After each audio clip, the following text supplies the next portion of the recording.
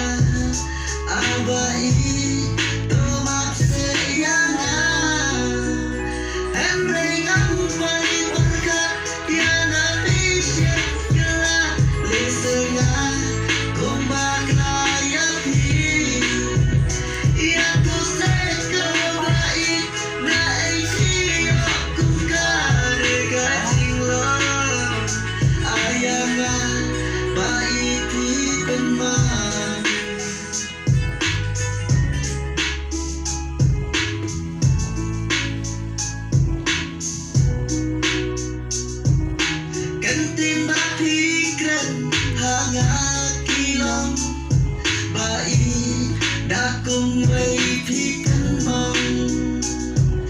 ngắt mây berkat seyangan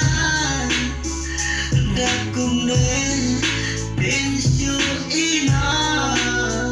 yang tu sẽ cơ baik na isya maka dau yang baik di ina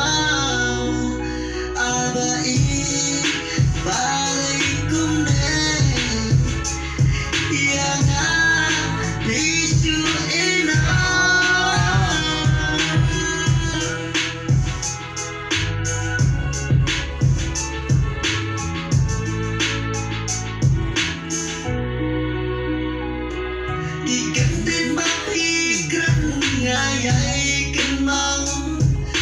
Ngarang bangsa emas dan